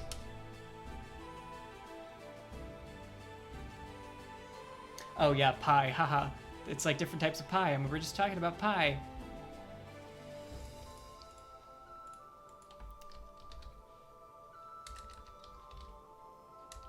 My intention here was mostly to make like an external border, like 2 external borders. So we have like an inner white border, and then we've got the red bubble itself. And then we get some cool warping. Yeah, it's all on the same iterator. That's true. Because we're on the circle crop and here. Though that's not always true. I think there are parameters that you can use that'll modify it. Because if we think about this at a very low level, all of these transforms should be interacting, right? But on a single iterator, you could change probabilistic weights for an IFS, right? In a way that they don't select the same way. There's some chaos theory for you. And I think Chaotica does have an option to do that. So you do have to be careful on occasion. In this case, I mean, I was doing what my goal was, which was to shrink everything and get us a cool border with some internal warping in the center, which is kind of fun. How much of a Gaussian do I want? Let's see, this is working on the vibration. So, if I got rid of this filling, ooh, take it back, that was a bad idea. I forgot just how much that was hiding from us. Yeah, good point. I remember why I put it there now. Alright, so. Let's see, what's next? Oh, right, hemisphere bubble, it doesn't really matter too much at this point. Don't need to change anything. Spherical's at the right value, gets us a nice separation everywhere that we need to. We could probably mess around with the remainder of the colors for the next 20 minutes. Sounds good. Okay. So I'm a Mini-Man. Out of curiosity, did you join the Fractal scene because you were interested in just like art in like Fractal art in general, or are you perhaps like a mathematician, or do you do like a lot of programming stuff? I'm just curious, if you don't mind answering. Questions for the audience, if you will. Because I've seen you like I've seen you a lot in the Fractal Art Discord, but we haven't talked a ton.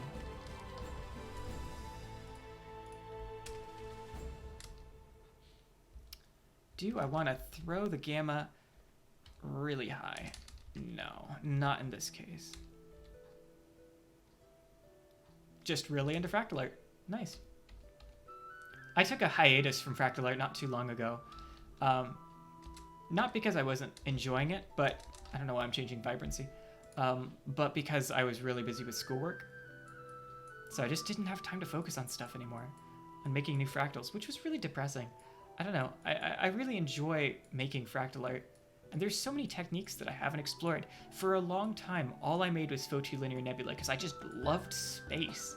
You know? I loved looking at pictures from the Hubble Space Telescope and saying, I want to make that except with Fractal Art. And it went well. I really enjoyed it. It was a fun process. But I really want to explore more styles because it's been a long time since I experimented. Back in my early days, back when I was just starting, I experimented a ton. And it's been a while. And I think that's part of why I started streaming it, like as some motivation to share different styles and, I don't know, get feedback from the community on how to do things in cool ways. Because I certainly don't know everything there is to know. That is for sure. Especially when it comes to all of these different styles of Fractal Art, because there are so many different ways of doing it. So many different ways of doing even just the same versions as this. Like we've made a plastic, right? There are so many different ways this could have gone. And all of the techniques, I definitely want to learn them. I want to move away from my comfort zones of linear Foci nebula and spherical plants a little bit more, get into cool things. I've gotten into tilings a lot recently. It's been really fun. So we might do more like log tilings here on stream. Log Foci tilings, to be clear, which gives you a cool effect. For the record, Foci, nice little trick for if you don't want to worry about transforming, if you don't want to worry about your like X-form parameters and stuff. If you don't want to deal with that, just use Foci. It'll take care of most of that for you, or at the very least, make it appear like that's being taken care of. We'll probably do another demonstration of that later because the old stream got muted from the some of the music we were playing. All right. So.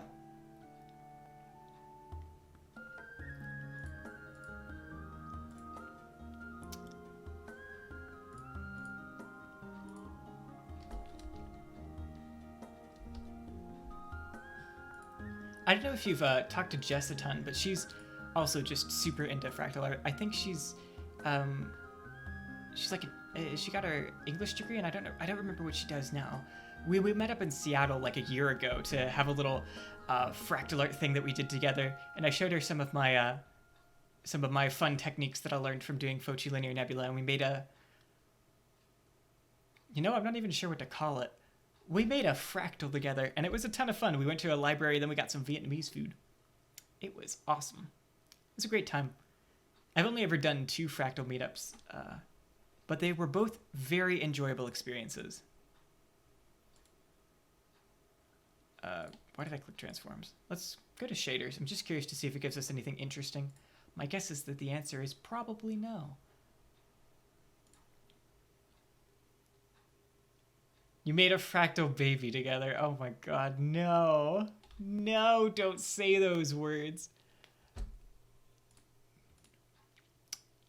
I also met Sam back in 2016, 2017.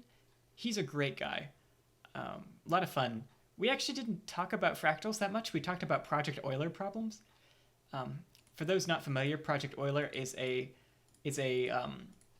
website that presents you a lot of mathematics problems that you need to solve using computer science.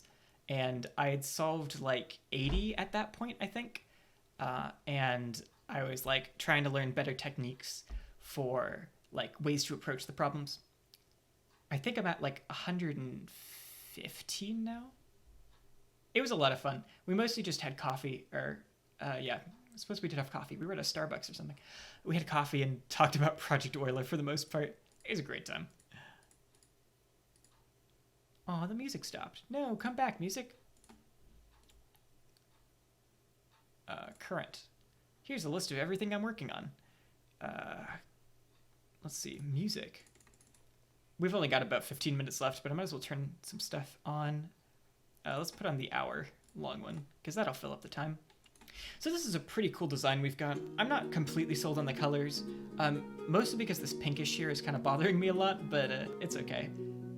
I think we've made a pretty cool effect with our vibration and Julian here, which sort of collapses it. We've got a cool border and then another border.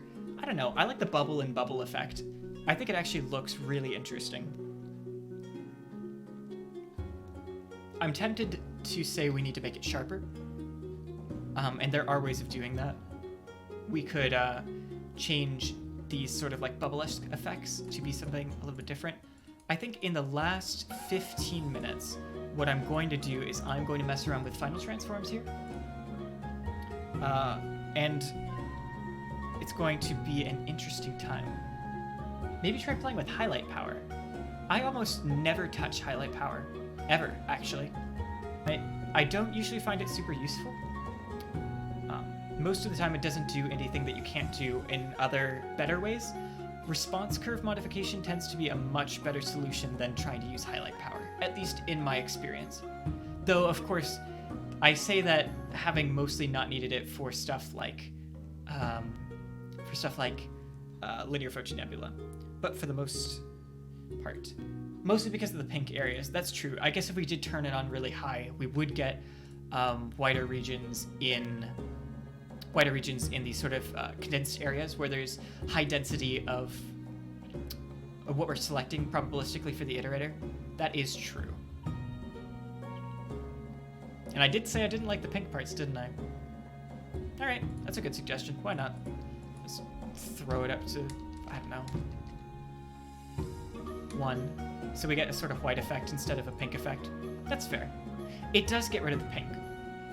What I was planning on doing was just changing the highlights so it was slightly more red rather than white. But you know what?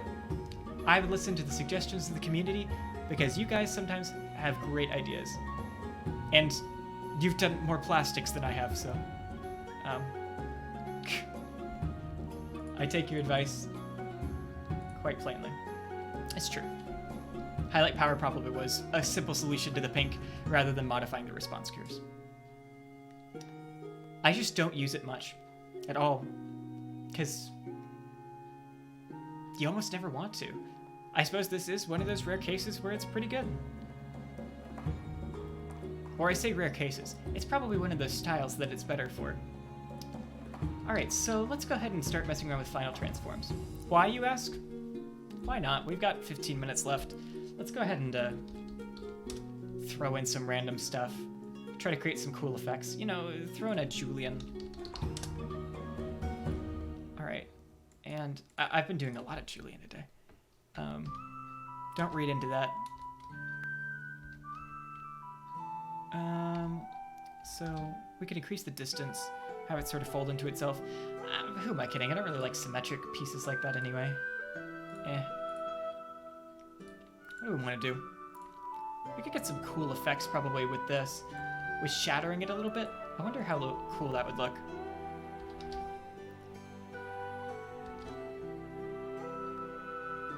If we shatter it in the right way, maybe it would look really cool. But we do get a bit of symmetry, though.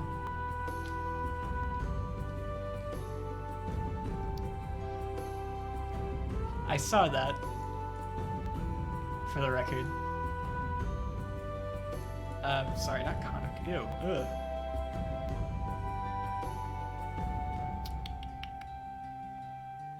What can we do that's fun for a final transform?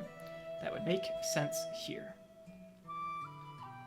I'm looking at it visually, because that's usually a smart way of doing it for final transforms, because quite literally what it does is it warps the entire canvas.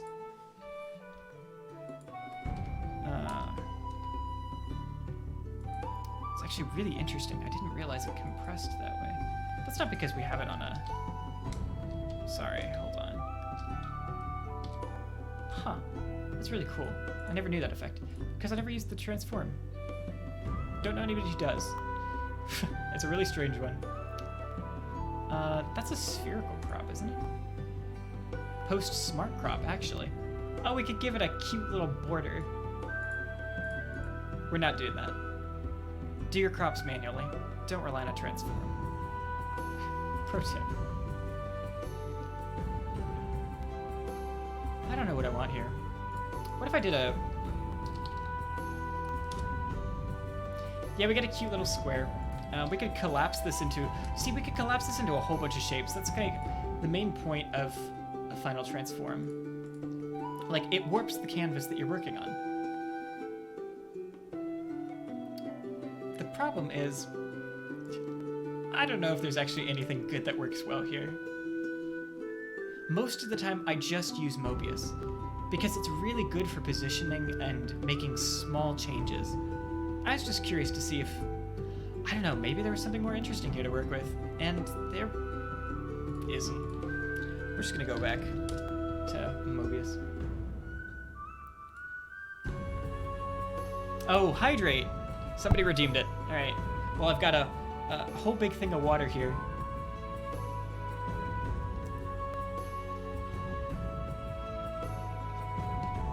And I've been talking non-stop without hydrating, so thank you for redeeming that. Alright. Great, so we've got about another 10 minutes. I'm just gonna work a little bit with the Mobius Transform here, the final transform, and we're going to see what we can do to make this really cool. So that affects zoom and rotation. Actually, have I talked about what each parameter does on Mobius before? Probably. Let's go over it again, though. So the real part of A on the Mobius transformation affects zoom. It affects how much we're looking at how closely we're looking at the fractal. What the imaginary part does is it affects rotation. The real part of B affects horizontal positioning, and the imaginary part of B affects vertical positioning. So this is really good for moving your fractal around if you don't have it in the right position on the canvas. The real part of C and the imaginary part of C both do little warpings like this. It's really best visualized here. So you can sort of see it collapses to one side of the plane.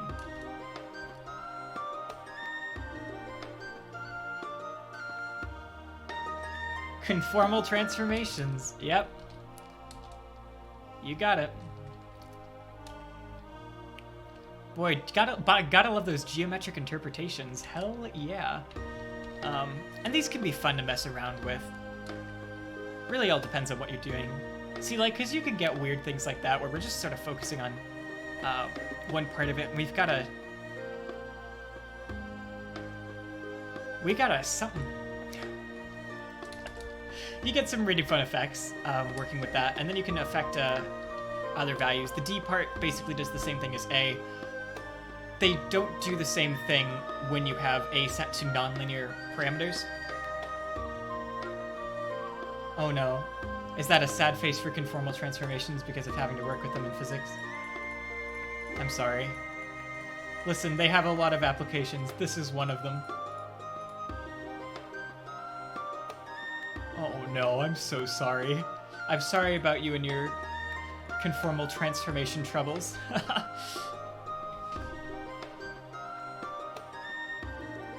Listen, conformal transformations are useful. For the record, talking a bit of math here. So the way all of this iterated function system stuff works is these are contractive mappings on a complete metric space. So we have the Cauchy criterion satisfied on this metric space. So thanks to a whole bunch of theorems, but importantly a fixed attractor theorem, we're able to use the IFS in order to generate fractals like this consistently.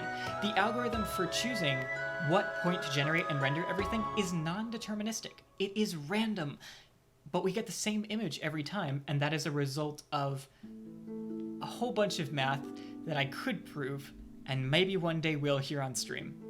I know I think I promised we'd do a whole Fractal Art math stream at some point in the future. We'll see. I might set a goal for that. Maybe we'll make it out of channel points or something. Like, you guys as a community have to pool together all of your channel points, and we'll do a Fractal Art math day. That'll be a fun time.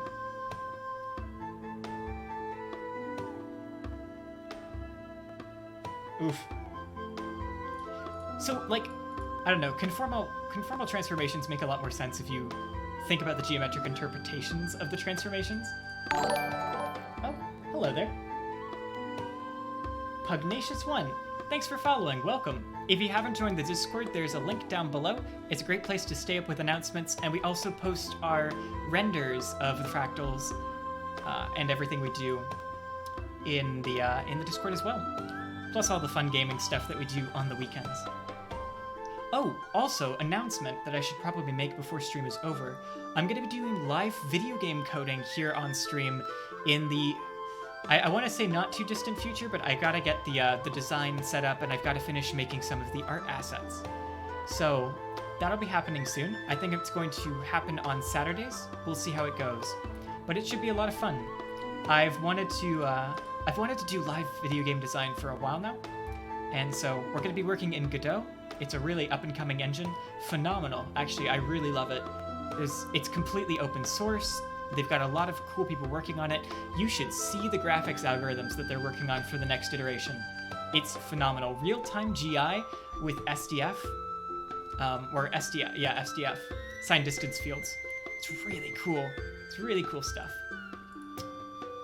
Anyway, that's just me fanboying over cool engine things. Yeah, we're gonna be doing that in the near future, which should be a lot of fun. We'll see how the time slots work, especially when I get back to college in October or end of September, really. We might have to adjust our times a little bit. I think we're gonna leave this as a linear. I don't feel like this really needs any transformations with a Mobius, which is funny. I say that all the time. I love using Mobius here to augment stuff, but I suppose we don't need it. Fractal's looking good, thanks. We've just made this over the past, I want to say hour and a half, because like a half an hour has really just been talking about things that are upcoming. Let's go ahead and make sure we have the final version saved. Should be fun. You could try Mobius into post-Julian. Yeah, that's an option. I'm just not sure it needs it. So it has less symmetry. Yes, that's true. But I'm actually kind of content with where we are at the moment. I might make some adjustments off stream, but we only have a few minutes left anyway before I need to wrap up for the day. So let's do some housekeeping. So I've made the announcement that we're going to be doing live video game design in the near future. That'll happen once I have all of the assets squared away. I need to determine whether or not I'm going to be randomly generating the planets using pixel art, or whether I'm going to be using some free assets in a sort of more cartoonish style. We'll look into that. I need to make that decision, and I need to finish the actual design for the mechanics and the puzzles.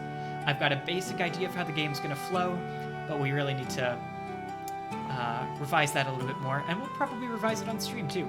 But that's in the future. More immediately, what's going to be happening tomorrow is we're going to have our community game day. So that's going to be either a Twitch integration game or just a variety game that we're going to do. I think we might do some more Cluster Truck, because I think people had a lot of fun with it last time. So we might go back and have some fun with that. But if you have another suggestion, let me know in the games channel on the Discord.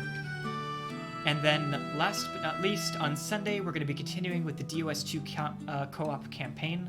And in the evening, we're going to be going back to Ori and the Will of the Wisps to finish up some side quests, which should be fun. And then the week after that, I gotta find what we're doing for our next series, which will be fun. We'll see how that goes. All right, everybody. We've got 3 minutes left. I'm going to finish up for right now by changing our parameters a little bit for the render. So normally what I like doing is I set this to 2560 by 1440. In this case, that's a good idea because we're mostly focused on width. Let's go ahead and put these at the corners.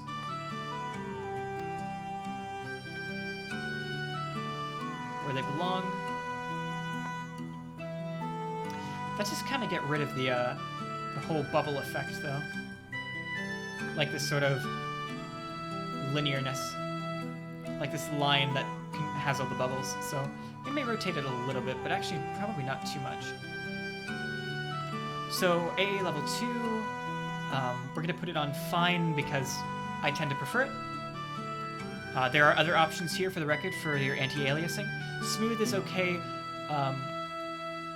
Mitchell Netrevalley is pretty good if you want something that's slightly smooth. It sort of like blurs a little bit. You get a lot of parameters there to tweak, and you can work on that. So I do want to apply before curves though, probably, and change this up a little bit. Ooh, no, not that. Jeez, a bit too high. So let's actually, boy, we did a lot of editing without this on. I'll probably tweak that a little bit after stream is finished. Sea creature-esque. It is kind of sea creature-esque, isn't it? All right. Yeah, I'll probably need to tweak this just a tad. 0.5, not 5. Jeez. Whew, way too much red. Let's not do that, thank you very much. Let's go ahead and fill this a little bit more too. Just a little bit of green. Not too much. Too much blue isn't good either. Plus, we're going to want to change the response curves here so that we get it filled a little bit nicer. We need that in the shadows and in the midtones. Do not create a new node for me. Now I'm not really convinced that doing this before curves is better. Maybe. We'll see. I should probably actually change the brightness a little bit too so we get a little bit more illumination. Let's put that up to 10 or 8 because that highlight area is very bright.